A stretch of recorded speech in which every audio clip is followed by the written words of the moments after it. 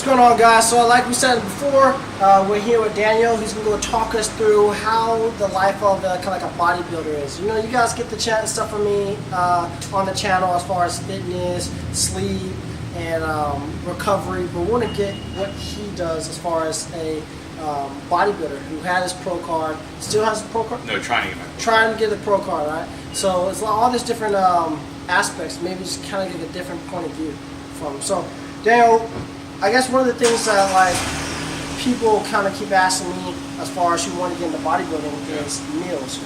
How much? Like obviously, if you're trying to slim down, if you're trying to cut weight, that's a lot different as far as building muscle. So what would you kind of eat as far as? It's going to be about consistency of meals, eating 5, 6, 7 meals a day, sometimes 8 meals a day, and it's going to be, of course, getting adequate protein, at least your body weight, and then consuming. Depending on your caloric needs, you know, if you're trying to bulk up, put on size, we're going to have plenty of food, plenty of carbs, and plenty of healthy fats too. That often gets ignored, having healthy fats for proper hormone function.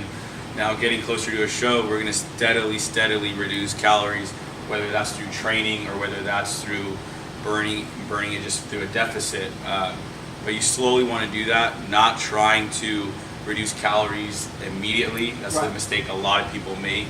And it works for a little bit, and then they can't lose body fat anymore, and they wonder why, you know. So it's all about playing the cards you need to. When we're trying to grow, we're slowly adding calories, you know, whether that's intra-workout, whether that's post-workout, slowly doing everything, eating a lot of whole foods, eating a lot of quote-unquote clean food, so chicken breast, steak, turkey, eggs, sweet potatoes, oats, rice, a lot of veggies, just whatever. Veggies, I don't even care, just get as many as you want.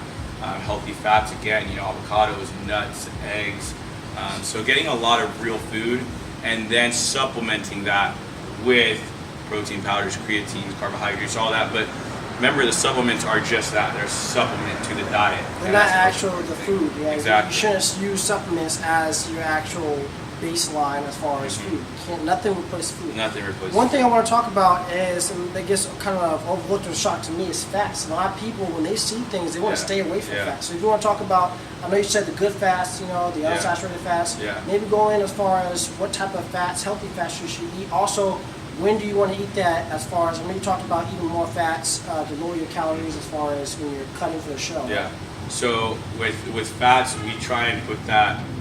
The way I like to do things for most people is we try and underlay the macronutrients. So what that means is around training, we have protein and carbohydrates where your body's going to utilize those better. It's going to partition nutrients better. And then during the rest of the day where you're kind of more sedentary, especially if you work a desk job, that's when we kind of prioritize the fats. Now, if you're kind of training later in the day, maybe after work, I'd probably have fats and proteins and veggies in the morning. And then we put the carbohydrates and the protein abundant into training, around training, and then the rest of the day probably healthier fats again. So sometimes everyone's different. There's a couple different schools of thought. One school of thought is you add fats to the carbohydrates because it'll slow the insulin spike, slow the digestion of it.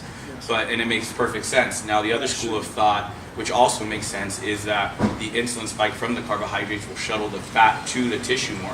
Both make sense and both are right. It's just about finding what works for you. So for me personally, I like to have a meal that is either protein and carbs or a meal that's either protein and fats.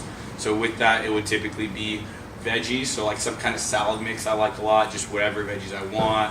Whether I like snap peas, watercress, I like carrots, I like spinach, mushrooms, kale, whatever it is, make some kind of salad with whether you want to do like olive oil and some almonds or you want to do some avocados and some walnuts or whatever, but mixing it up, varying it. You want to vary protein sources, carb sources, fats, just getting an abundance, you know, so we always want to rotate that. Even grass-fed, pasture-raised steak or wild-caught salmon. So you can even get a protein/fat source and do that with veggies. So it's all about playing with it and finding what works for your body, you know. Also, and another thing is, and this is kind of a little off topic, all right, guys?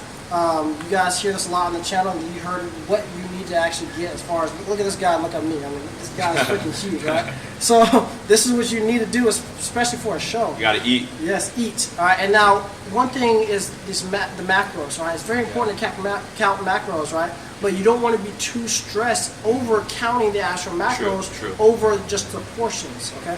So we'll talk about that in later videos, but you want to have portion control more than sitting there and counting each individual calorie. Absolutely.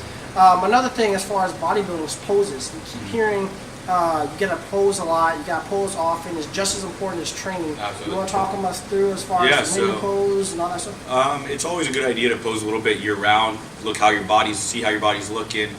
You get an idea for posing, but when it comes close to a show, we're posing every day. Sometimes 2-3 times a day, 20 minutes at a time. The last week or two, you should be able to do it with your eyes closed. You're going to be up in front of a lot of bright lights. That light blinds a lot of people. And you go out there and it's almost like having your eyes closed. You can't see anything. So people get disoriented. They don't know where they are. So you want to be able to pose with your eyes closed. You want to be able to run through your routine like butter. It should be second nature, where naturally you move from one pose, you transition to the next one without even thinking about it. So everything should be so easy, so routine. Now every year, oftentimes your routine will change and you have to practice it again. But practicing your mandatory poses, especially that, and a lot of people don't vary their poses. You know, all they stick to is those mandatories. They'll walk around the stage and do it again. That gets boring to the crowd. Yes. They want to see different things. So practicing poses, you know, looking at some of your favorite bodybuilders, looking at the way they pose and trying their poses, trying different people's, because everyone's body is different. You got to be able to display your body the way that works for you. So for me personally, I know the shots that work for my body. So you got to be able to experiment with that and ask people who know what they're talking about. Say, hey, what do you think about this shot? Do you think I should do my arm like this? Do you think I should do my leg like this? Play with it, you know, but look at some of the bodybuilders you like, the competitors you like, and see what they do and try it out. See how your body looks, and use somebody who has a similar body structure to you.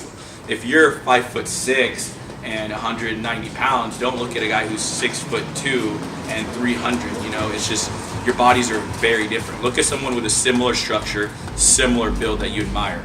Yeah, and that's great. And then just to wrap it up, guys, pose is very important. Okay, you can't just kind of just walk on the show. And the reason why I asked that question is because that's something I was gonna do. I was just gonna walk on the show and just be like, yo, you gotta flex, like, you know. Yeah. So it's very important to actually, like you said, figure out where you are. The lights are gonna blind you, and you just need to know exactly what what works for you as far as this, like you just said. And then last thing we want to talk about is recovery. It's very, very important. A lot of people want to work out. They want to lift these heavy weights. They want to do high volume, strength, but they're not working on their recovery. Yeah. So do you want to talk about that? Number one is sleep. Sleep is so underrated. I sleep around 7 to 9 hours a night, plus I take an hour or two nap a day. People make fun of me how much I sleep, how much I nap, but that's your number one. That's when you're going to build actual muscle. That's when you're going to lose body fat. That's when you're going to build neuromuscular patterns to develop strength. So whether you're an athlete or even if you're a student, you'll learn better. So you got to remember, strength is a skill. You got to develop those motor patterns. So you need to sleep. Now, if you're trying to grow, that's when your body's actually going to build tissue. That's when you're going to be able to continue pushing hard. So with that being said, with sleep, also minimizing stimulants. Today, everybody's all about the rock stars, the Red Bulls, and all these high energy drinks all the time. You know, I know people who drink 3 or 4 of them. Now, you got to remember, that's going to stimulate your nervous system. That's going to stress your body. Training itself, especially if in a caloric deficit, is a stress on your body already. Now you're adding a stimulant. Now you're probably not able to optimize sleep, and you're just in a world of trouble there. So minimizing stimulants, plenty of sleep, things like a magnesium Epsom salt bath, they're great, deep tissue, all that if you can afford it. But prioritize sleep, that's number one, and minimize stimulants. Those are free to everyone, so take advantage of those. And remember, when you are, is the HGN, okay? So when you sleep, the HGN is very important. HGH, I'm tripping, guys. Yeah. Human growth hormone, right? So that is what is going on. That's how you're recovering, right? Thanks, guys, for watching the video. Thank you, Danny, for coming on the channel. All right, if you guys have any questions, all this information will be down below. I appreciate you guys. Thank you.